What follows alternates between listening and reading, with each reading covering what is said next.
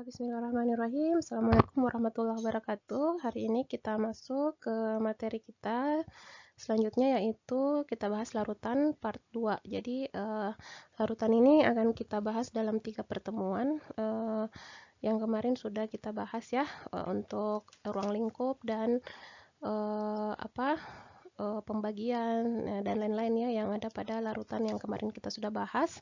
Nah, untuk hari ini kita masuk ke materi komposisi dan metode pembuatan sediaan larutan. Jadi hari ini kita akan membahas tentang apa-apa sih komposisi dalam sediaan larutan dan bagaimana metode dalam pembuatan sediaan larutan. Nah, yang pertama adalah komposisi larutan. Seperti yang kita sudah bahas kemarin, bahwasanya larutan itu adalah sediaan cair yang dibuat dari beberapa campuran bahan ya. Nah, di dalam larutan tentunya ada zat terlarut dan zat pelarut. Kemarin kita sudah bahas di pertemuan pertama. Jadi ada ada larutan zat terlarut atau solutnya dan ada zat terlarut atau solvennya. Nah, kemudian biasanya juga zat terlarutnya juga ini terdiri dari beberapa campuran ya. Nah, kemudian ada juga bahan yang biasa digunakan dalam pembuatan larutan itu adalah zat aktif, kemudian ada bahan-bahan tambahan dan juga ada pembawanya atau pelarutnya. Ya, jadi ada tiga bahan utama yang akan kita bahas di dalam materi hari ini, yaitu zat aktif, zat tambahan, dan pembawanya. Nah, kemudian yang pertama kita bahas dulu ya tentang zat aktif. Nah, zat aktif itu apa? Di sini dijelaskan, kalian pasti sudah tahu juga bahwa zat aktif itu merupakan bahan yang tentunya aktif ya, secara terapeutik, dia memiliki aksi-aksi farmakologi ya. Nah, jadi dia aktif secara farmakologi di mana dosis dan kegunaannya itu sudah diketahui dari berbagai literatur. Nah, tentunya literatur ini mencantumkan dosis dan kegunaannya itu dari berbagai latar penelitian ya yang telah dilakukan sebelumnya. Nah, kemudian zat aktif ini akan dibuat dalam bentuk sediaan farmasi. Nah, dia diharuskan sebelum kita memformulasi harus melakukan preformulasi terlebih dahulu ya. Mungkin di tekno pertama ya, waktu sediaan padat kalian sudah dapat bahwasanya sebelum kita melakukan formulasi, maka kita lakukan preformulasi dulu untuk mengetahui dalam zat aktif itu bagaimana sifat-sifat fisika kimia pada zat aktif ini. Gunanya apa? Ini untuk menunjang sebagai informasi dasar hal-hal yang menjadi informasi bagi seorang formulator pada saat akan menambahkan atau menentukan formulanya, zat tambahan apa saja yang dia butuhkan berdasarkan dari sifat fisika dan kimia dari zat aktif itu sendiri ya. Jadi disitulah yang kita sebut dengan preformulasi. Kita menggali dulu, mencari tahu dulu tentang zat aktif, bagaimana sifat fisika kimianya, bagaimana kestabilannya dan lain-lain. Gunanya itu apa? Di sini dijelaskan bahwa dalam studi preformulasi ini berguna dalam pemilihan jenis bahan aktif yang paling sesuai dan pemilihan bahan tambahannya yang dapat mendukung bahan sediaan yang kita inginkan. Ya, sebagai tambahan juga bahwasanya selain itu ya, selain menentukan bahan aktif dan bahan tambahannya, preformulasi di sini juga bisa untuk menentukan metode apa yang akan kita gunakan dalam pembuatan suatu sediaan farmasi. Ya, misalnya zat aktif dalam preformulasi diketahui bahwa dia tidak stabil terhadap panas misalnya. Nah, dalam metode pembuatannya maka kita melakukan atau merancang metode pembuatan di mana di dalamnya tidak melibatkan temperatur yang tinggi misalnya, seperti itu ya. Nah, itulah fungsi dari preformulasi. Nah, jadi kita jangan ketika membuat formula obat jangan asal bikin saja ya, bikin tambahkan ini, tambahkan ini ya, sesuai keinginan kita tanpa melakukan studi preformulasi terlebih dahulu. Nanti sudah dikerja baru diketahui, oh tidak stabil ternyata, akhirnya tidak bagus, tidak bisa jadi misalnya. Ternyata harus butuh zat tambahan ini dan itu karena sifatnya seperti ini. Nah, misalnya dia tidak stabil sekali pH-nya, terus kita lupa ya tidak melakukan preformulasi terlebih dahulu. Akibatnya apa? Nah, ketika sudah dibuat atau diformulasi, pH-nya jadi kacau misalnya, akibatnya tidak stabil. Sehingga kita karena tidak kurangnya informasi dalam studi preformulasi atau tidak melakukan studi preformulasi, sehingga formula yang dihasilkan itu jadi buruk ya, jadi jelek. Akibatnya apa? Kita akan membuang-buang bahan ya, menjadi percuma. Jadi ketika kita akan memformulasi suatu sediaan, entah itu sediaan cair, larutan ya, atau sediaan padat, semi padat dan lain-lain, nanti yang pertama yang kita lakukan adalah studi preformulasi. Cari dulu semua informasi tentang zat aktifnya ya, cari semuanya, organoleptiknya, sifat fisikanya, sifat kimianya, stabilitasnya, semua harus didapatkan. Setelah itu baru kita menentukan zat tambahan yang kita inginkan ya. Zat tambahan yang kita inginkan pun juga menentukan metode apa yang bagus kita lakukan, seperti itu. Nah, kemudian di sini tadi dijelaskan selain zat aktif, dalam pembuatan larutan juga dibutuhkan bahan tambahan. Nah, apa sih bahan tambahan itu? Nah, bahan tambahan itu adalah bahan yang membantu dalam formulasi ya. Nah, fungsinya untuk membuat sediaan yang misalnya tidak begitu stabil baik secara fisika maupun kimianya, itu jauh menjadi lebih stabil ke dalam sediaannya ya. Kemudian menambah estetika. Nah, dia menambah estetika, misalnya obat yang awalnya pahit misalnya atau baunya tidak enak, nah ini bisa ditambahkan zat-zat tambahan yang dapat memperbaiki kondisi tersebut, misalnya ditambahkan pemanis atau pengaroma ya. Dan juga penampilannya, misalnya warnanya itu kurang bagus ya dilihat, maka ini dapat ditambahkan pewarna ya. Jadi selain untuk berfungsi, zat tambahan ini selain berfungsi untuk memperbaiki kestabilan dari zat aktifnya, zat aktif tersebut ya, maka dia juga sebenarnya adalah berfungsi sebagai estetika, memperbaiki penampilan, rasa, warna dan lain-lain dari suatu sediaan ya. Nah, selain itu dapat sebagai pembantu untuk membawa dan mengantarkan zat aktif untuk sampai pada reseptornya. Ya, jadi bahan tambahan ini dapat sebagai membantu untuk mengantarkan zat aktif untuk bisa berikatan dengan reseptor dengan baik. Contohnya misalnya untuk obat-obatan dengan penghantaran penghantaran baru ya Dek, misalnya kayak nanopartikel yang pakai carrier atau pembawa.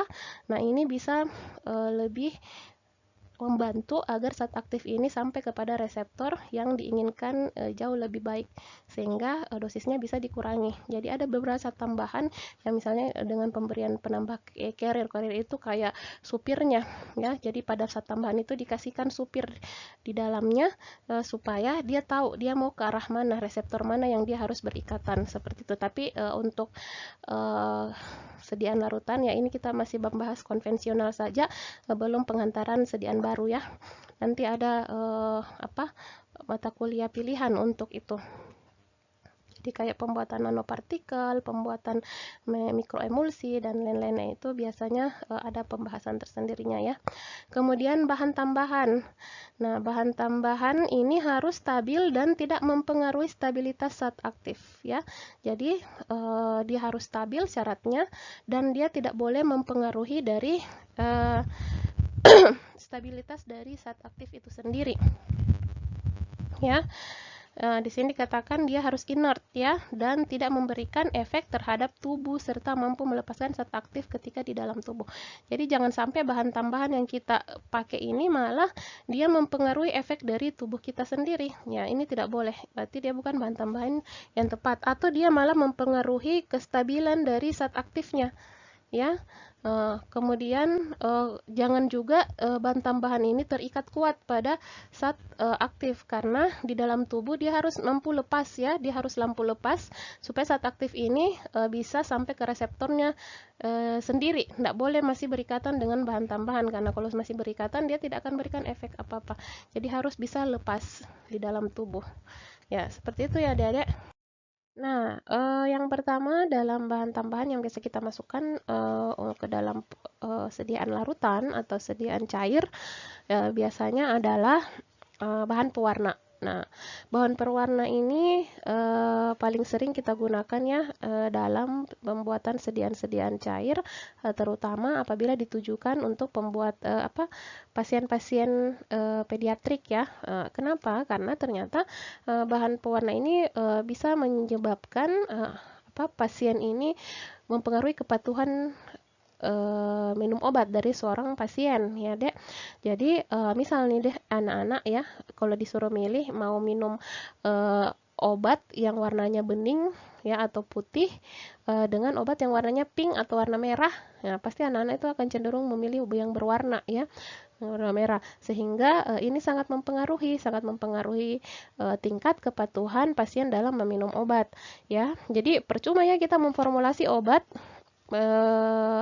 dengan formula terbaik, menggunakan bahan-bahan yang terbaik, metode pembuatan dan alat-alat yang digunakan juga yang terbaik, tapi pasiennya tidak mau minum ya, itu untuk apa ya? Sehingga bahan perwarna ini betul-betul mempengaruhi estetika dan penerimaan ya, akseptabilitas dari seorang pasien, apakah pasien ini mau minum obatnya atau tidak ya.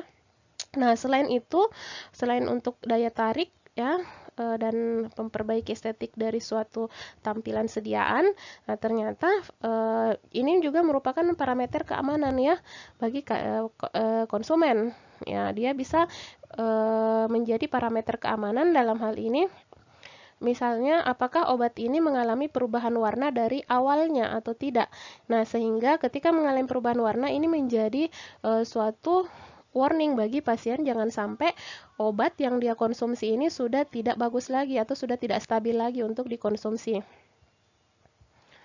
Ya, nah selain itu juga bisa menjadi kayak tanda pengenal bagi seorang pasien ya, pasien-pasien awam tentunya untuk mengenal atau mengidentifikasi apakah produk yang dia gunakan ini adalah biasa yang dia konsumsi atau bukan, ya, seperti itu. Nah, jadi banyak pasien ini ternyata dia merujuk pada warna untuk mengenal obat yang diberikannya, ya. Dan juga untuk mengetahui cara pemakaian obatnya. Misalnya ada pasien bilang, oh kalau yang ini yang warnanya merah 3 kali sehari, kalau yang kuning ini warnanya kuning, saya minumnya 2 kali sehari, kata dokter saya.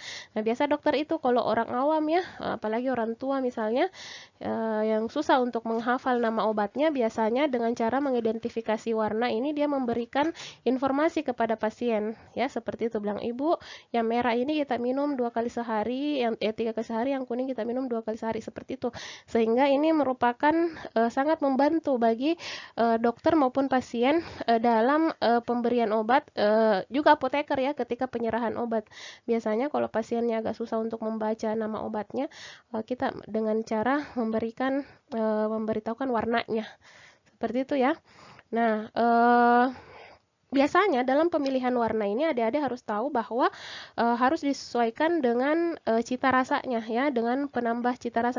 Jadi biasa kita tambahkan juga flavoring agent ya, penambah rasa. Misalnya untuk warna kuning ya biasanya itu untuk rasa lemon misalnya atau rasa jeruk ya. Kemudian stroberi bisa diberikan warna merah. Jadi ini harus disesuaikan, jangan terbalik ya, stroberi dikasih warna kuning. Nah, ini pasti bikin pasien bingung. Ini kok kuning tapi rasanya stroberi ya. Kayak gitu, atau hijau untuk mint misalnya. Jadi seperti itu. Nah, sehingga kalian harus tahu bahwa misalnya bahwa penambah pewarna ini juga penting ya bagi jadi jangan dianggap pewarna enggak perlu jangan seperti itu. Padahal sangat penting sebenarnya ya. Ya itu tadi terutama untuk peningkatan kepatuhan pasien dalam meminum obatnya. Nah, ada beberapa jenis ya zat pewarna yang biasa kita gunakan. Nah, di sini dikatakan pewarna yang digunakan adalah pewarna yang biasanya digunakan untuk makanan, untuk minuman, nah, untuk bahan farmasi lainnya, dan juga untuk kosmetik ya. Jadi pewarna yang digunakan dalam farmasi itu biasanya kita golongkan dalam 3 kelompok. Yang pertama pewarna alam atau natural coloring agent, kemudian pewarna sintetik atau synthetic dyes, kemudian ada pigmen ya. Nah, pewarna alam, yang pertama kita bahas pewarna alam. Pewarna alam ini dapat pula dibedakan atas 3 macam nih. Ya, jadi berdasarkan asalnya yaitu pewarna dari mineral, contohnya adalah ferrooksid yang berwarna merah, ferioksid warnanya kuning, dan pewarna ini juga dikenal sebagai pigmen. Nah, sehingga biasanya hanya untuk pemakaian luar saja. Jadi untuk warna mineral ini biasanya kita pakai untuk topikal ya, sediaan-sediaan cair yang topikal. Nah, kemudian ada juga pewarna dari tanaman, contohnya klorofil, indigo, alisarin, karamel, dan juga pewarna dari hewan, contohnya karmin. Ini bisa untuk tanaman dan hewan ini bisa kita gunakan untuk sediaan-sediaan oral ya. Nah, kemudian untuk pewarna sintetik ya, pewarna sintetik ini biasanya adalah pewarna yang larut dalam pewarna yang larut, sedangkan kalau pigmen itu adalah pewarna yang tidak larut ya. Nah, contohnya di sini adalah ada lek dan atau pigmen ya, ada lek atau pigmen dibuat dengan mereaksikan pewarna sintetik yang larut dengan radikal Al atau Ca ya. Jadi lek ini adalah pigmen yang tidak larut ya dalam air, dan dia itu sebenarnya memberikan warna melalui dispersi dan refleksi cahaya, sehingga kadang dia itu tidak digunakan dalam air ya, tidak digunakan dalam air untuk sediaan oral maksud saya, tapi digunakannya itu dalam bentuk suspensi untuk penyalutan ya, atau untuk coating tablet misalnya. Nah, kemudian pewarna sintetik yang diizinkan ya di Indonesia kan diatur ya Dek, pewarna-pewarna mana yang boleh digunakan dalam sediaan makanan, minuman, obat-obatan, dan kosmetik ya. Jadi Menteri Kesehatan Republik Indonesia ini mengatur hal tersebut. Nah, jadi adapun pewarna yang diizinkan itu adalah kelompok pewarna sintetik yang telah diuji secara fisika, kimia, biologi, dan klinis ya, dan menunjukkan pemakaian yang aman. Nah, pengujian ini biasanya dilakukan oleh FDA ya, Food and Drug Administration. Jadi biasanya bila kita akan mengekspor obat ya ke suatu negara, maka sebaiknya pewarna yang digunakan dalam sediaan obat adalah pewarna yang diperbolehkan menurut perundang-undangan dari negara tersebut. Jadi misalnya kalian akan memformulasi suatu obat nih, terus pewarnanya mau beli di luar, misalnya di Cina misalnya, atau di negara lain lah. Nah, kalian harus tahu bahwa pewarna yang akan digunakan ini adalah pewarna yang diizinkan di Indonesia. Begitupun kalau kalian yang akan mengekspor atau menjual pewarna untuk makanan, minuman, atau obat-obatan atau kosmetik untuk suatu negara, kalian harus tahu aturan di negara tersebut hanya membolehkan pewarna semacam apa saja syarat-syaratnya. Ya, seperti itu. Kemudian pewarna sintetik yang diizinkan terdiri atas 3 kelas ya, yang diizinkan di Indonesia ya, Dek. Sebagai berikut. Yang pertama adalah pewarna sintetik untuk makanan, obat, dan kosmetik ya, dikenal sebagai pewarna sintetik FDNC. Contohnya FDNC Red nomor 2 yang kita sebut Amaran. Nah, ini paling sering digunakan pada farmasi. Kemudian ada pewarna sintetik untuk obat dan kosmetik dikenal sebagai pewarna sintetik DNC. Kemudian ada pewarna sintetik untuk obat luar dan kosmetik dikenal sebagai pewarna sintetik DNC ya, ekstrak DNC. Nah, yang perlu diperhatikan di sini, zat warna ini biasanya digunakan pada konsentrasi serendah mungkin ya. Jadi, ketika akan menentukan berapa konsentrasi pewarna yang kita masukkan ke dalam suatu sediaan, terutama larutan di sini, sebaiknya mencari dulu konsentrasi terendah ya. Kenapa? Karena terlalu banyak atau terlalu tinggi konsentrasi yang digunakan dalam pemberian zat warna, ini biasanya akan berakibat warna yang akan dihasilkan itu jadi kusam ya, atau kita sebutnya dull. Nah, biasanya untuk sediaan obat cair kita gunakan konsentrasi sekitaran 0,001% ya, 0,001%. Nah, kemudian sebelum dicampurkan, biasanya satu warna ini terlebih dahulu kita dilarutkan dulu pada pelarut yang dia bisa larut di dalamnya, baru kemudian dicampurkan ke dalam sediaan. Jadi tidak langsung satu warnanya kita masukkan ke dalam sediaan, tapi kita larutkan dulu, kita lihat bisa larut enggak ya. Setelah itu baru dimasukkan ke dalam sediaan.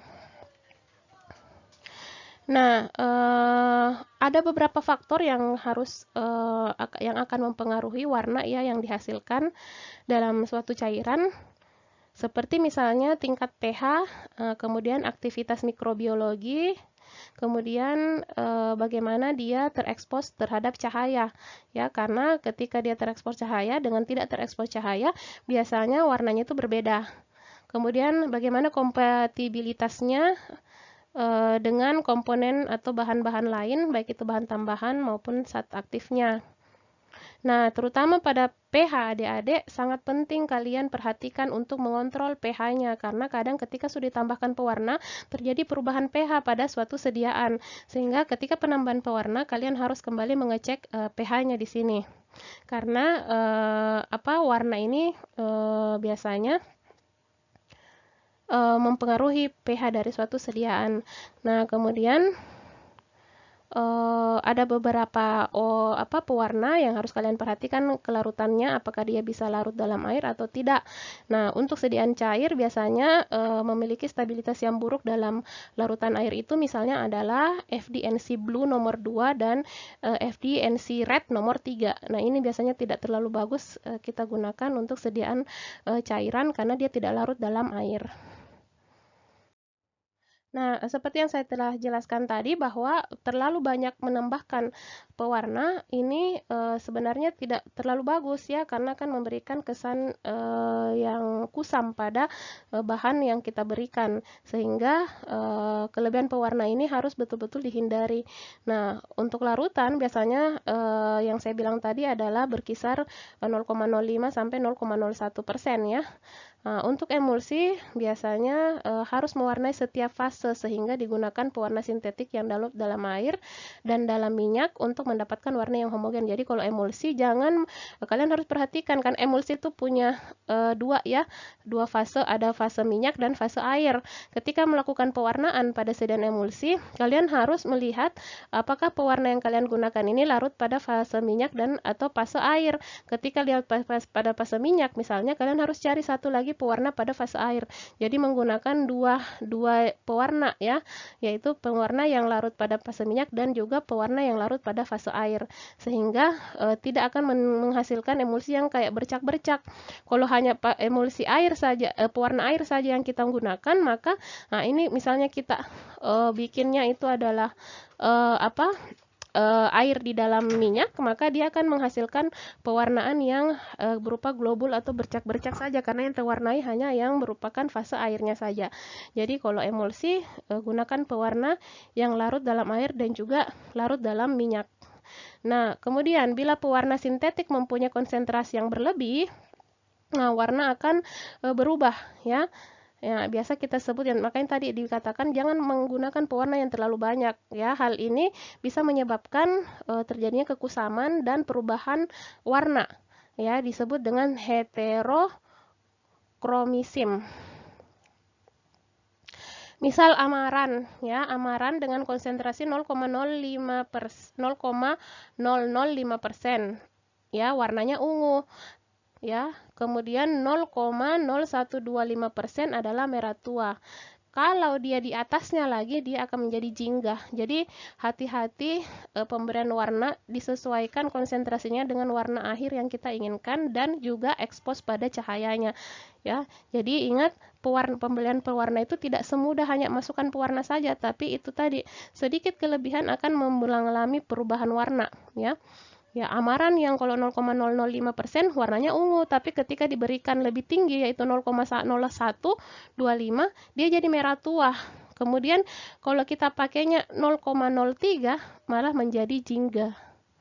Ya, jadi jangan sampai kita pengennya tuh dia ungu misalnya, tapi kita kasihnya terlalu berlebih akhirnya jadi merah tua. Kayak gitu ya. Nah, pewarna dapat diberikan pada serbuk dengan konsentrasi 0,1%. Pewarna sintetik ditambahkan pada zat padat dengan menggunakan pelarut yang mudah menguap dan memiliki kemampuan melarut yang rendah untuk serbuk. Pada tablet, larutan pewarna ditambahkan ke larutan pengikat atau bahan lain. Ya, ini untuk sediaan lain ya, yang sediaan padatan ya. Kalian fokus saja ke sediaan larutan atau cairan. Kemudian bahan pewarna. Bahan pewarna yang bersifat asam dapat kehilangan warna bila ada ion logam karena terjadi proses reduksi. Jadi perhatikan juga sifat fisika kimia dari pewarna itu sendiri. Jika dia ini sifatnya asam, nah ini dia bisa kehilangan warnanya karena terjadi reduksi. Nah, bahan-bahan dalam formulasi dapat berinteraksi dengan pewarna, contohnya larutan asam askorbat atau vitamin C dapat mereduksi amaran sehingga berwarnanya itu hilang. Jadi perhatikan ya Dek, sifatnya ya, sifat kimia dari pewarna itu sendiri. Misalnya tadi di sini dikatakan contohnya amaran ya. Amaran ini kalau kita campur dengan antioksidan ya, misalnya asam askorbat di dalam larutan tersebut, nah ini malah bisa jadi bening atau hilang warna ungunya atau merah yang kita inginkan. Ya, kemudian ada garam besi dari alat pembuatan tablet dapat berinteraksi dengan pewarna dan menghasilkan tablet yang warnanya tidak merata. Jadi diperhatikan juga alat-alat yang digunakan. Nah, ini dapat dihindari dengan membuat penyalut selak ya atau selulosa asetat flatat sebelum diberi pewarna. Ya, biasanya ada kita salut dulu ininya sediaannya. Nah, adapun sifat-sifat yang diinginkan dari suatu pewarna itu antara lain tidak berbahaya dan tentunya tidak memberikan aktivitas fisiologi. Jadi tidak ada aktivitas fisiologi bagi tubuh pasien yang menggunakan dan tidak membahayakan kesehatan. Kemudian kedua, merupakan senyawa kimia sehingga kekuatan pewarnaannya dapat diketahui, teruji secara praktis dan dapat menjamin kebebasan dari ketidakmurnian. Jadi kalau senyawa kimia ini kita bisa uji sebelum ditambahkan dalam sediaan, dia murni atau tidak, pewarnanya ada pengotor atau tidak. Kemudian konsentrasinya bisa langsung kita tentukan ya. Kemudian mudah larut dalam air, ini tentunya lebih kita inginkan, tetapi larut dalam minyak dan spiritus juga kadang diperlukan ya bila diinginkan pembuatan sediaan cair misalnya emulsi ya. Kemudian daya pewarnaannya harus tinggi sehingga hanya diperlukan dalam jumlah yang sedikit. Jadi jangan memilih pewarna yang terlalu banyak diberikan baru memberikan warna, karena ini bisa mengubah stabilitas dari suatu sediaan. Jadi kalau terlalu banyak zat warnanya baru bisa memberi warna ya, banyak berjumlahnya yang diberikan. Nah, ini bisa mempengaruhi viskositas dari sediaan, rasanya dan lain-lain karena dia akan menambah volume. Tapi pewarna itu tidak boleh mempengaruhi ya volume dari suatu sediaan, sehingga cukup sedikit saja sudah bisa mewarnai dari suatu sediaan. Nah, kemudian tidak mudah dipengaruhi oleh cahaya, kemudian tidak mudah terhidrolisis oleh mikroorganisme, dan stabil selama penyimpanan ya. Jadi cari yang pewarna-pewarna yang tidak dipengaruhi cahaya atau dia tidak fotostability ya, tidak fotolabil ya, tidak fotolabil atau yang kita kemudian temperatur tropi. Nah, oleh suhu juga dia tidak boleh terpengaruh, tidak boleh mudah terhidrolisis karena mikroorganisme, dan dalam penyimpanan dia itu harus stabil. Tidak dipengaruhi oleh pengoksidasi dan pereduksi serta perubahan pH. Harus cocok dengan obat atau zat aktifnya, harus bebas dari bau dan rasa yang tidak enak, dan harus tidak mudah diserap oleh zat pensuspensi, serta harus tersedia dengan harga yang murah dan tidak mahal. Ya, ini adalah syarat-syarat dari pewarna yang bisa kita gunakan dalam sediaan farmasi. Kita lanjut ke bahan pengawet. Nah, pengawet itu sendiri sangat penting ya dalam suatu sediaan ya, dalam suatu sediaan yang terutama apabila dia mengandung air ya. Kenapa? Karena dia paling banyak terkontaminasi oleh mikroorganisme karena sediaan yang mengandung air ini adalah tempat tumbuh dari mikroorganisme ya, media tumbuhnya, sehingga sangat membutuhkan pengawet.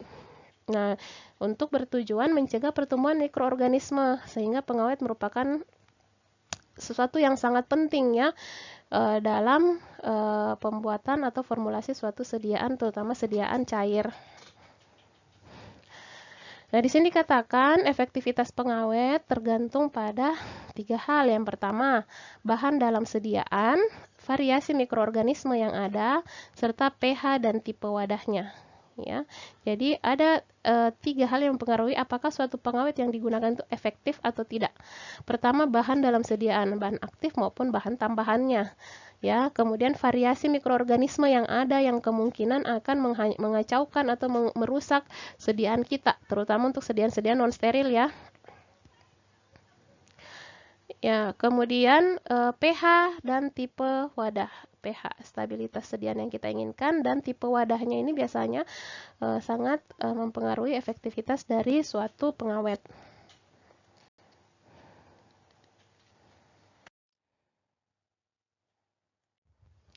Nah, adik-adik, dalam sediaan farmasi biasanya kalau kita membuat suatu sediaan, apalagi kalau sediaannya itu bentuknya polifase ya, yang ada minyak dan airnya, maka ini betul-betul merupakan media tumbuh bagi mikroorganisme ya, baik itu jamur atau bakteri ya, sehingga di sini kadang dibutuhkan suatu bahan yang dapat menghambat pertumbuhan dari mikroorganisme tersebut ya.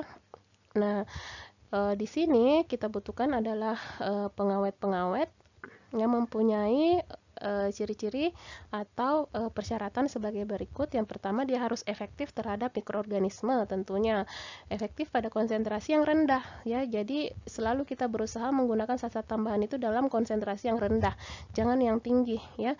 Semakin rendah suatu konsentrasi zat tambahan kita masukkan dan konsentrasi tersebut sudah mampu memberikan efek yang kita inginkan, itu jauh lebih baik ya.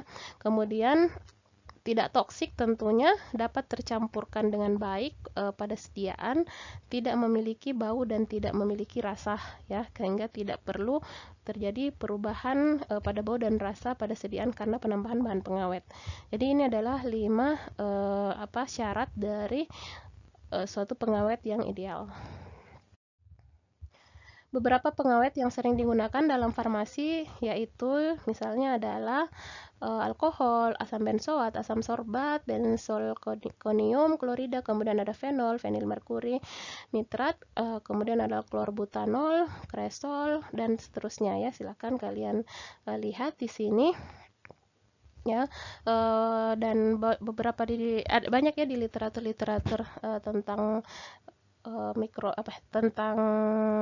tentang formulasi ya, sediaan larutan, ada banyak sekali contoh tentang bahan pengawet yang bisa kita gunakan. Ya, walaupun kalau kalian mungkin melihat ya, pada dasarnya saat ini sebenarnya menggunakan bahan pengawet atau tidak menggunakan bahan pengawet tentunya jauh lebih baik jika kita tidak menggunakan bahan pengawet dalam suatu sediaan farmasi. Nah, kalau kalian baca-baca atau dengar ya, baca di jurnal atau artikel-artikel penelitian terbaru, banyak sekali sekarang dikembangkan tentang sediaan farmasi yang tidak menggunakan pengawet ya, walaupun dia merupakan sediaan farmasi non steril, tapi tidak menggunakan pengawet karena ini akan jauh lebih sehat sebenarnya ya. Nah, tapi lebih ribet ke cara atau proses pembuatannya ya, dimana pada saat membuat dia harus dibuat secara aseptik ya, dan mengembangkan formulasinya ini ketika dia dibuat tidak akan mampu mikroorganisme itu berkembang biak atau tumbuh ketika di lingkungan tersebut. Artinya betul-betul dijaga jangan sampai terjadi kontaminasi mikroorganisme selama formulasi seperti itu.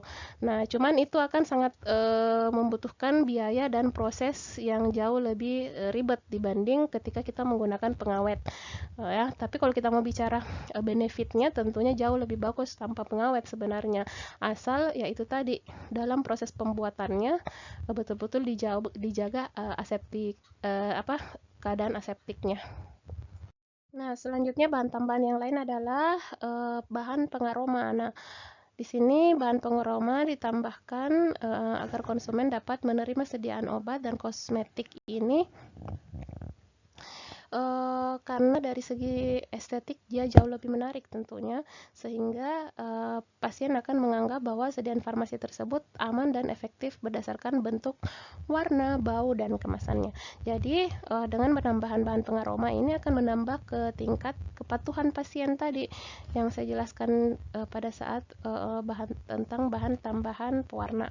Ya, dia akan memberikan kesan kepada pasien bahwa bahan yang obat atau sediaan farmasi yang dia terima ini memiliki keamanan, karena ini merupakan bahan pengaroma juga merupakan parameter keamanan bagi pasien. Ketika dia memiliki aroma yang masih bagus, biasanya kan dicium ya, ini masih bagus atau tidak. Kalau aromanya masih sama dengan sebelumnya atau dengan memberikan aroma yang masih bagus ya, tidak apek, maka biasanya pasien menganggap bahwa sediaan tersebut masih layak untuk dikonsumsi atau aman untuk dikonsumsi. Nah, di antaranya beberapa bahan pengaroma yang digunakan di sini adalah anetol, metal salisilat, vanilin, biasa juga menggunakan minyak-minyak menguap seperti anise oil, cinnamomum oil, dan lain-lain ya, banyak sebenarnya. Kemudian ada sediaan galenik seperti glycyrrhizae, radix extract, orange spirit, vanilla tincture. Nah, ini juga biasa digunakan untuk sediaan-sediaan oral tapi dalam bentuk larutan. Nah, bahan pengaroma secara tradisional terdiri dari peppermint water, cherry syrup, dan aromatic elixir. Nah, kebanyakan pengaroma yang digunakan merupakan pengaroma tiruan karena bentuknya lebih bagus dan harganya jauh lebih murah. Bau yang tidak enak oleh pengaroma aromatik seperti benzaldehyd, maple, dan vanila, mentol dan metil sesilat, dan minyak peppermint membantu menutupi rasa yang tidak enak dengan menganestesi perasa. Ya. Kemudian campuran beberapa pengaroma lebih baik daripada tunggal. Biasanya sediaan tidak boleh terlalu beraroma karena pasien dapat mengkonsumsinya ini berulang-ulang, menerima obat yang sama, sehingga kalau terlalu tajam baunya ini menyebabkan dia jadi tidak nyaman bagi pasien. Jadi bikin pemberian aromanya ini carilah pengaroma yang tidak terlalu tajam ya, sehingga nyaman untuk pasien.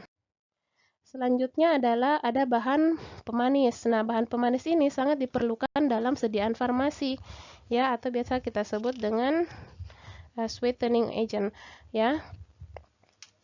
Nah, ini pemanis merupakan komponen yang sebenarnya penting ya, diperlukan dalam suatu sediaan farmasi, terutama sediaan cair oral ya. Terutama apabila obat ini atau sediaan ini dia mengandung bahan obat yang memiliki rasa yang tidak enak atau pahit. Ya. Sehingga lidah ini biasanya agak kurang nyaman atau tidak bisa untuk ditelan. Maka biasanya pemanis ini adalah suatu komponen terbesar ya, yang berbentuk padat, biasanya itu pada sediaan-sediaan sirup ya, dari suatu sediaan farmasi yang bentuknya cair. Jadi jumlahnya biasanya itu merupakan salah satu jumlah yang cukup besar ya dalam sediaan farmasi larutan. Nah, kalau kalian di sini lihat ada beberapa contoh yang saya tuliskan. Misalnya adalah sukrosa, manitol, dan sorbitol. Kemudian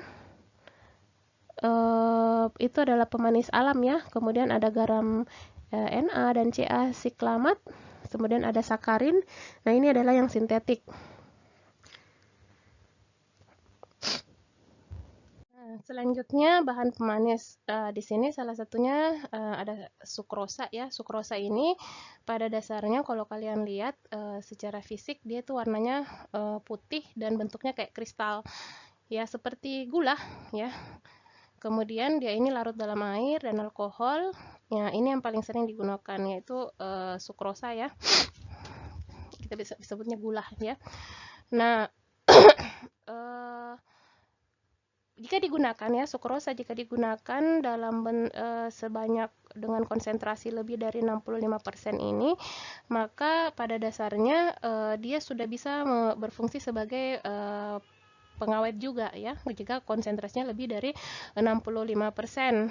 Ya, karena ketika kita gunakan lebih dari 65%, otomatis kan juga jumlah air juga akan semakin berkurang, dan dia juga memiliki fungsi sebagai penghambat mikroorganisme, sehingga penggunaan pada misalnya sediaan sirup ya dengan kandungan gula yang memang lebih tinggi atau sukrosanya lebih tinggi, ini biasanya tidak digunakan lagi pengawet seperti itu. Nah, untuk pH stabilitasnya biasanya adalah berkisar antara 4 sampai 8 pH-nya. Nah, ini biasanya kita gunakan bersama dengan sorbitol, gliserin, dan senyawa-senyawa poliol lain ya, sehingga kalau sukrosa tok saja yang digunakan dengan jumlah konsentrasi yang sangat tinggi, ini bisa menyebabkan suatu ketidakstabilan yang kita sebut dengan cap locking atau terjadinya penutupan mulut atau leher botol. Nah, ini kenapa biasanya kalau kalian lihat ya, kalau kita meletakkan obat ya dalam bentuk sirup, apabila didapat terutama pada saat suhu-suhu yang rendah, nah biasanya pada leher botol itu terbentuk kayak semacam kristal-kristal, terbentuk kristal gula. Nah, ini kalau terlalu tinggi sukrosanya, ini bisa menyebabkan ketidakstabilan ya, karena terjadinya itu tadi pengendapan pada tutup botol yang tentunya akan mengganggu pada saat tutup botol ini akan ditutup ataupun dibuka, sehingga makanya untuk mengatasi hal tersebut biasanya dia itu kombinasi dengan sorbitol, gliserin atau senyawa poliol tadi ya, untuk mengurangi kemungkinan terjadinya cap locking tadi ini. Nah, kemudian ada juga bahan pemanis yang paling sering digunakan itu adalah sakarin. Nah, kenapa sakarin ini juga termasuk pemanis yang sering digunakan? Karena pada dasarnya sakarin ini sebenarnya adalah sintetik non-nutritif ya, dengan kemanisan lebih dari kurang lebih ya 500 kalinya sukrosa ya. Nah, dia dengan konsentrasi yang tertentu ya, dengan konsentrasi yang tidak terlalu banyak, dia sudah bisa memberikan kemanisan sama dengan sukrosa atau bahkan lebih ya. Kalau sukrosa mungkin harus kita tambahkan dengan konsentrasi yang sangat banyak, sakarin itu tidak terlalu banyak yang digunakan, sudah bisa memberikan tingkat kemanisan yang sama dengan sukrosa dengan jumlah yang banyak tadi. Nah, sehingga sakarin ini sebenarnya adalah salah satu pemanis yang paling sering digunakan untuk kondisi-kondisi pasien tertentu ya, misalnya yang diabetes, untuk anak-anak juga tidak terlalu bagus ya kalau banyak sekali sukrosanya, sehingga biasa kita pakainya sakarin. Kemudian penderita obesitas dan penderita diabetes mellitus ya. Nah, ini biasanya menggunakan sakarin, baik itu dengan cara tunggal ya, sakarin tok saja, atau biasa kita kombinasi dengan sukrosa. Nah, kemudian ada pemanis natrium siklamat. Nah, kemanisannya itu dia juga 30 kali dari kurang lebih ya 30 kali kemanisan sukrosa. Cuman cukup kalian tahu bahwasanya di beberapa negara seperti di Amerika Serikat itu penggunaan natrium siklamat ini tidak diizinkan lagi karena didapatkan bahwa ada toksisitas metabolitnya. Jadi terjadi toksisitas metabolit, yaitu sikloheksil-amin ya, metabolit dari natrium siklamat ini toksik, sehingga di Amerika Serikat tidak digunakan. Ya, kemudian ada aspartan. Ya, aspartan ini atau bisa kita sebut NL alfa aspartil L penilalanin ester metil. Nah, ini kemanisannya kurang lebih 200 kalinya sukrosa ya. Nah, kalau sakarin tadi ya, kalau digunakan dia kadang memiliki rasa tidak enak itu sedikit ya, kayak rasa pahit karena terlalu manis. Tapi kalau aspartan ini dia tidak ada rasa pahitnya. Jadi ketika digunakan itu jauh lebih enak dibanding sakarin sebenarnya. Kemudian tapi aspartan ini paling stabil dalam bentuk padat ya. Dan stabilitasnya ini dalam bentuk larutan itu kadang kurang stabil karena sangat dipengaruhi oleh temperatur dan pH. Nah, kemudian dia juga terhidrolisis ya, terhidrolisis oleh menjadi aspartil fenilalanin dan diketopiperasin. Ya, kalau dia mengalami hidrolisis seperti ini menjadi aspartil fenilalanin atau diketopipirasin ini, aspartan bisa kehilangan rasa manis. Jadi rasa manisnya ini berkurang atau bahkan hilang sama sekali. Nah, kadang aspartan ini kita kombinasi dengan cara penambahan natrium bikarbonat atau garam glukonat dan laktosa ya, untuk ditambahkan dengan aspartan ini sehingga rasanya dapat ditingkatkan. Jadi ditambahkan biasanya dengan natrium bikarbonat, garam glukonat, dan laktosa. Sebenarnya masih banyak pemanis yang lain ya, ada sukralosa ya, yang kemanisannya bahkan jauh lebih besar daripada sakarin ya. Sukralosa ini kemanisannya bahkan 600 kali lebih manis daripada gula atau sukrosa. Kemudian ada asesulfan K, nah ini 200 kali kemanisan dari sukrosa. Nah ini silahkan kalian baca di bahan-bahan tambahan ya, atau buku-buku eksipien dan literatur teknologi sediaan farmasi lainnya ya. Nah, untuk bahan pemanis, di sini dikatakan karbonasi dapat menutupi rasa asin dan rasa pahit larutan magnesium sitrat dengan peraroma lemon, di mana rasa pahit asin dari ion dari magnesium ini ditutupi dengan proses adanya terjadi karbonasi ya. Nah, karbonasi ini misalnya terjadi juga pada granul effervescent. Dia bereaksi dengan karbonat dalam air sebelum dipakai. Nah, selanjutnya ada bahan dapar atau buffer. Nah, bahan dapar atau buffer ini ya, dalam sediaan farmasi ini merupakan persyaratan yang sangat penting untuk diadakan. Kenapa? Karena terkadang dalam sediaan larutan atau cairan, nah ini pH-nya kadang suka berubah ya, tergantung lingkungan dan reaksi-reaksi kimia yang terjadi di dalamnya. Nah, sediaan dapar ini sangat penting untuk menjaga pH stabilitas dari suatu sediaannya. Nah, dengan mengetahui profil pH stabilitas suatu bahan aktif, maka kita bisa memperkirakan rentang pH formulasi yang harus kita pertahankan. Jadi kalian harus tahu bahwa bahan aktif ini stabil pada pH berapa.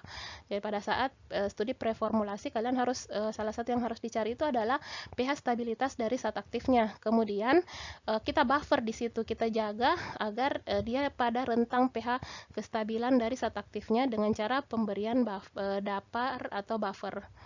Nah, apa kriterianya? Yang pertama, harus mempunyai kapasitas yang cukup pada rentang pH yang diperlukan.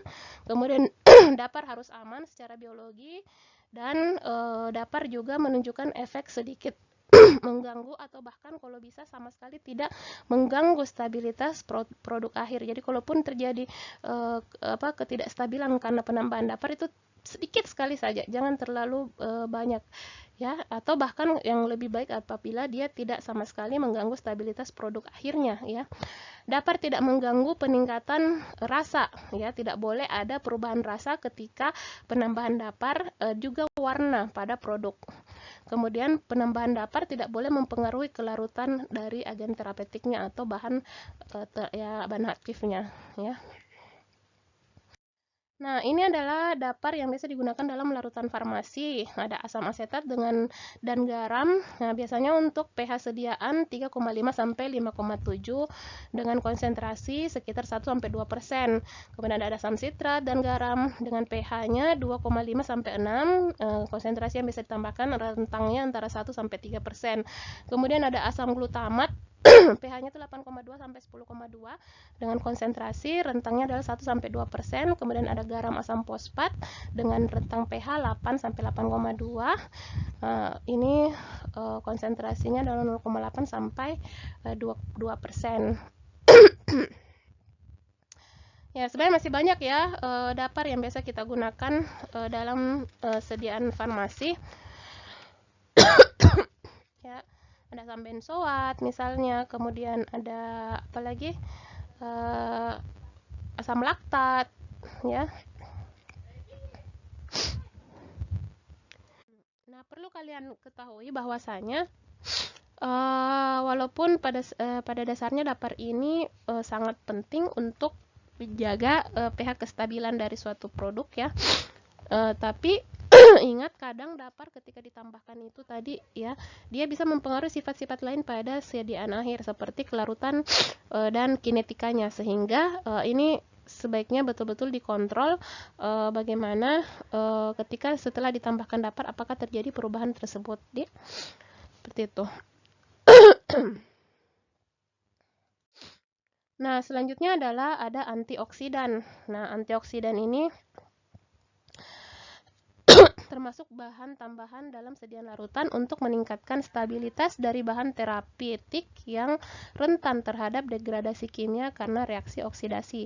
Jadi dalam sediaan larutan tentunya karena itu tadi dia menggunakan cairan ya berupa air, kadang kalau dia adalah polifase, ada juga yang mengandung minyak misalnya. Nah, ini sangat rentan terjadi degradasi kimia karena reaksi oksidasi. Nah, kalau kalian ingat-ingat bahwa oksidasi ini didefinisikan sebagai kehilangan elektron dari suatu senyawa sehingga menghasilkan suatu perubahan keadaan molekul teroksidasi. Mungkin waktu masih semester berapa ya, di bahan alam sudah diajarkan tentang bagaimana tentang antioksidan itu. Nah, jadi kalian tahu bahwa radikal bebas ya yang ada di lingkungan itu kan kehilangan satu elektronnya dan dia cenderung tidak stabil dan menyerang elektron suatu molekul lain yang dan mengambil elektron tersebut, mengakibatkan terjadinya oksidasi, yaitu suatu zat ya, atau dia mengalami kehilangan elektron karena serangan dari radikal bebas tadi. Jadi elektronnya tuh diambil. Nah, ini contohnya ya. Jadi pada gambar ini bisa dilihat bahwa pada dasarnya radikal bebas itu ada satu elektron yang tidak berpasangan, sehingga ketika dia bertemu dengan suatu zat yang memiliki elektron seperti minyak-minyak ya, atau cairan ya, senyawa-senyawa yang ini radikal bebas ini akan cenderung, nah dia akan cenderung mengambil satu elektron ya dari satu zat ya. Nah, dia mengambil kemudian menyebabkan zat tersebut akan mengalami perubahan atau mengalami oksidasi. Nah, sehingga dibutuhkan suatu zat yang jauh lebih oksidatif ya, atau memiliki tingkat oksidatif yang lebih tinggi daripada zat aktif yang kemungkinan akan diserang oleh radikal bebas. Jadi kalau bisa kita bilang pada dasarnya cara kerja dari antioksidan ini sebenarnya adalah kayak dia yang mengorbankan diri ya untuk melindungi sesuatu kayak gitu ya, pokoknya kayak superhero banget begitu. Nah, antioksidan ini dia memiliki potensi oksidatif yang harus lebih tinggi daripada bahan aktif. Dia harus lebih mudah teroksidasi dari bahan aktif yang dia lindungi, sehingga ketika ada radikal bebas di lingkungan, yang diserang ini bukan si zat aktif tapi si antioksidannya tadi ya. Jadi yang teroksidasi ini bukan si zat aktifnya tapi antioksidannya. Jadi dia antioksidan ini pada dasarnya dia menghambat ya senyawa zat aktif ini supaya tidak mengalami oksidasi ya. Ya, dia menghambat supaya si radikal bebas ini menyerangnya tuh bukan si zat aktifnya. Nah, di sini katakan dalam larutan berair, antioksidan itu lebih teroksidasi daripada bahan aktif, sehingga dia akan melindungi obat dari oksidasi. Paham ya? Ini materi yang sudah lama sebenarnya, dari awal-awal materi di bahan alam, harusnya kalian sudah di luar kepala. Nah, contoh antioksidan yang sering digunakan dalam sediaan cair adalah kalau untuk sediaan larutan air ada natrium sulfit, natrium metabisulfit, natrium formaldehid, kemudian ada natrium formaldehid sulfoksilat dan asam askorbat. Kemudian dalam larutan berbasis minyak di sini ada BHT atau butilatit hidroksitoluena, kemudian ada BHA atau butilatit hidroksianisole, dan ada propil galat ya, ini untuk yang berbasis minyak. Nah, biasanya antioksidan ini digunakan dalam konsentrasi rendah ya, sekitar 0,2%. Nah, biasanya konsentrasi antioksidan ini juga dalam produk jadi sangat kurang dari konsentrasi awal. Jadi ketika dia ditambahkan misalnya 0,2% di awal pemberian ya, di awal pada saat mixing ya, ketika sudah akan di packaging ya, sudah jadi produk jadi, ketika kita uji berapa antioksidannya tersisa, ini biasanya sudah tidak 0,2% lagi, sudah berkurang sekali. Kenapa? Karena terjadi degradasi oksidatif atau terjadi oksidasi selama proses pembuatannya. Jadi antioksidannya pasti akan sudah banyak berkurang, karena dalam proses pembuatannya kan dia kontak dengan radikal bebas yang ada pada lingkungan dalam pembuatannya, sehingga sangat besar kemungkinan konsentrasi awal antioksidan ini sangat kurang dibanding dengan ketika diukur pada konsentrasi sediaan jadinya. Nah, di sini juga dibutuhkan bahan pengontrol viskositas atau viscosity controlling. Nah, pemberian larutan oral biasanya itu kan kalau larutan oral kalau kalian lihat ya, pasien itu biasa menggunakan kalau dia adalah menggunakan apa sih namanya itu, cup ya, cup yang ada takarannya, kemudian ada sendok takar, kadang juga menggunakan spoit ya. Nah, ketika digunakan misalnya pakai sendok takar, maka pada dasarnya dibutuhkan viskositas yang cukup, tidak boleh terlalu encer dan tidak boleh terlalu kental ya, cukup ketika harus dituangkan. Kalau terlalu encer ini biasanya agak susah untuk kita menakar pada sendoknya karena sangat encer, sangat mudah tertuang. Tapi kalau dia terlalu kental ini susah untuk dikeluarkan dari wadahnya, sehingga viskositasnya harus cukup. Nah, beberapa sediaan ini biasanya kita tambahkan pengontrol viskositas atau viscosity controlling. Ini supaya memudahkan dalam mengukur volumenya. Nah, ada sih beberapa formulasi yang lain yang tidak memerlukan penambahan viskositas seperti itu. Misalnya sirup ya, sirup tadi kan yang saya sudah jelaskan bahwa sukrosa atau kadar gulanya itu sangat tinggi, sehingga viskositasnya itu sudah kental karena konsentrasi air di dalam sirup itu sendiri rendah ya, karena lebih banyak gulanya, sehingga viskositasnya itu pada dasarnya sudah kental ya, sudah tinggi, sehingga kadang pengontrol viskositas atau viscosity controlling ini sudah tidak dibutuhkan lagi dalam sediaan sirup. Kemudian viskositas larutan farmasi dapat ditingkatkan dan digantikan dengan penambahan polimer hidrofilik non-ionik ataupun ionik. Nah, ini yang biasa kita gunakan dalam penambah viskositas atau pengontrol viskositas. Ada polimer non-ionik ya, turunan selulosa, misalnya metil selulosa, hidroksi etil selulosa, hidroksi propil selulosa, kemudian ada polivinil pirolidon, kemudian ada polimer ionik atau natrium karboksimetil selulosa dan natrium alginat. Nah, kita masuk ke cara pembuatan larutan. Nah, cara pembuatan larutan yang pertama adalah, lihat kelarutan dari zat aktifnya dengan cari dari literatur resmi ataupun dari artikel penelitian ya. Misal, zat larut pada air dingin atau air panas, apakah kalau air panasnya apakah kalau dia menggunakan air panas dia rusak atau tidak, ataukah apabila zat berkhasiat ini mudah larut dalam bentuk garamnya atau tidak.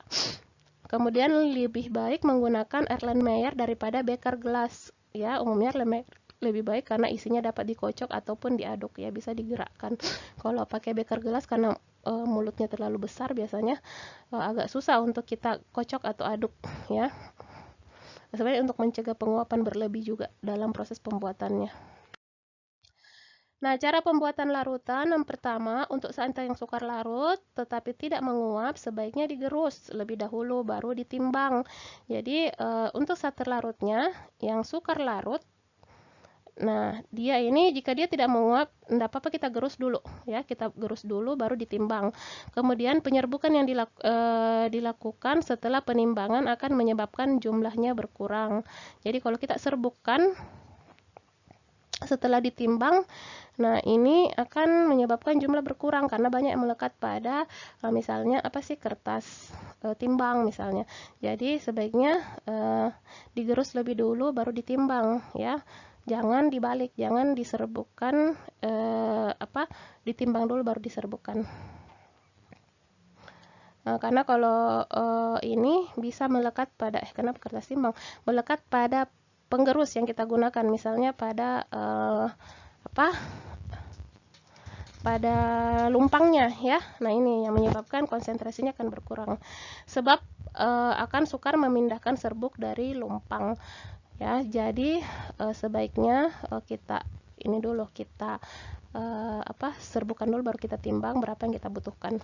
Nah, kemudian untuk zat yang mudah menguap seperti kloroform, aqua menta piperita sebaiknya tidak ikut dipanaskan ya. Jadi dingin baru dimasukkan. Sebaiknya sebagian air digunakan untuk melarutkan bahan yang lebih pekat dan sebagian lainnya dipanaskan untuk melarutkan bahan-bahan tertentu. Kemudian cukupkan volumenya setelah dingin. Untuk zat yang higroskopis sebaiknya ditimbang dengan gelas arloji. Kemudian larutan yang dilarutkan dengan pemanasan jika akan ditambahkan dengan air yang tidak panas. Nah, dinginkan lebih dahulu baru ditambahkan air dingin. Ya, kemudian minyak menguap ditambahkan pada saat terakhir ya, karena kalau masih banyak proses baru kita sudah masukkan minyak menguapnya itu banyak, dia akan hilang ya, pada produk akhirnya sudah tidak ada lagi. Misalnya kita mau tambahkan pengaroma kah ya, sebaiknya itu terakhir. Kemudian jangan menggunakan satu kali pengukuran dalam pembuatan larutan. Kemudian keadaan zat aktif harus dipertimbangkan dalam pengerjaan. Pilihlah gelas yang akan menampung larutan akhir sediaan. Beberapa larutan yang hampir jenuh atau jenuh tidak dapat dibuat dalam jumlah total apabila gelas terlalu kecil. Jadi wadah juga sangat penting untuk kita lihat ya. Kalau kita mau mencukupkan, jangan sampai wadahnya tidak cukup ya. Sisa serbuk yang terdapat dalam leher atau bagian lain dari gelas harus dicuci dengan sejumlah cairan. Jadi betul-betul ini harus dilarutkan semua. Jadi makanya jangan langsung terlalu cepat kita cukupkan. Jangan sampai masih ada zat-zat aktif atau zat-zat tambahan yang melekat di leher gelas ya. Larutan yang telah dipanaskan harus didinginkan terlebih dahulu sebelum sampai volume akhir. Karena kadang kontraksi yang terjadi pada saat pendinginan akan menyebabkan perubahan konsentrasi.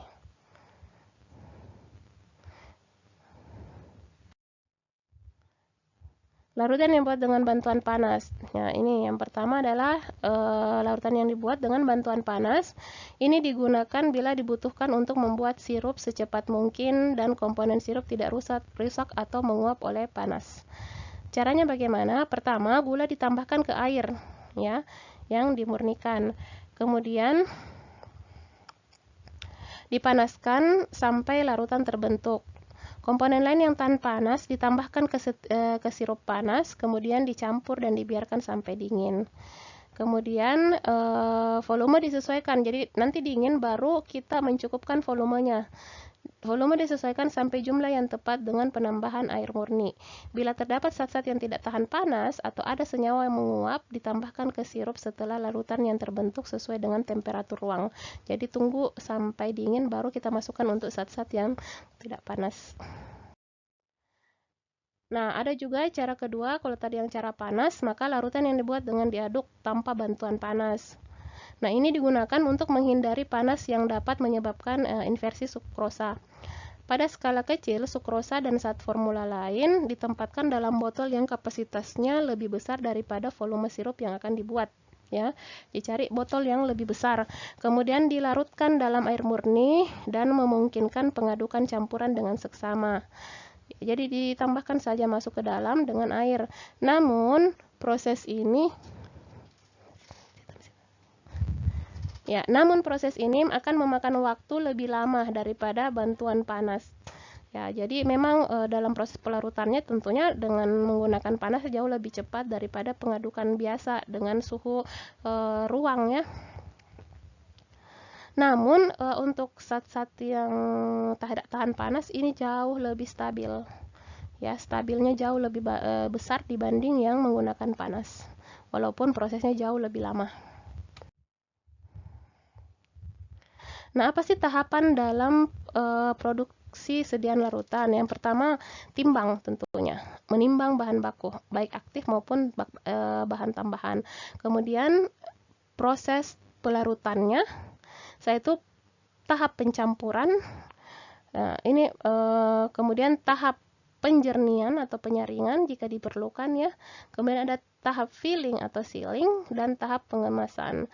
Setelah itu, pelaksanaan seluruh proses sesuai dengan protap yang sudah ditentukan, dilakukan kontrol pada tahap tertentu yang merupakan tahapan kritis proses produksi yang biasa disebut dengan in process control atau IPC.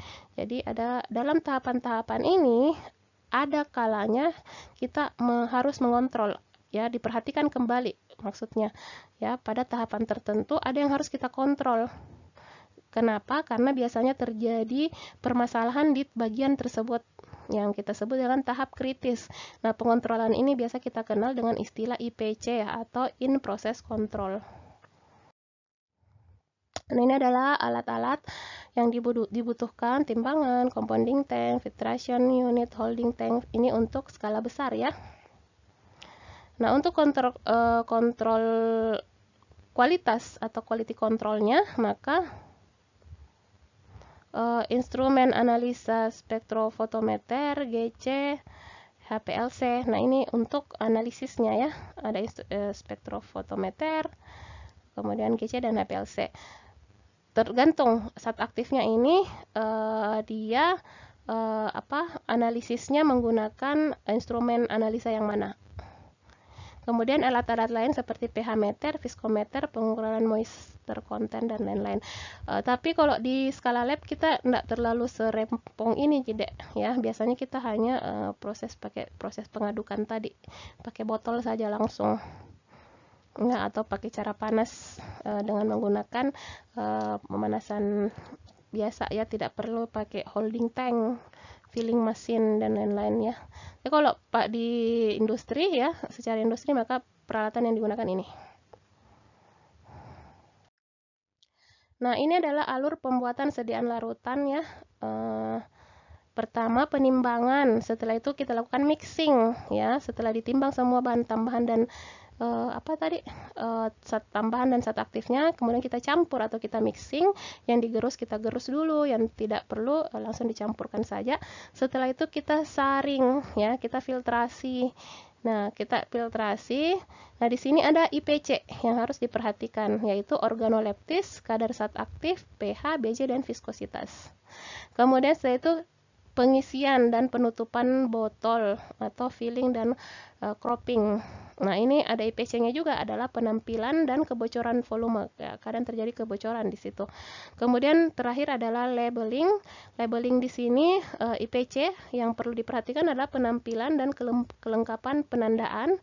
Setelah itu pengemasan sekunder. Pengemasan sekunder yaitu boxnya ya. Nah, ini adalah penampilan dan kelengkapan penandaan. Setelah itu baru dibawa ke gudang.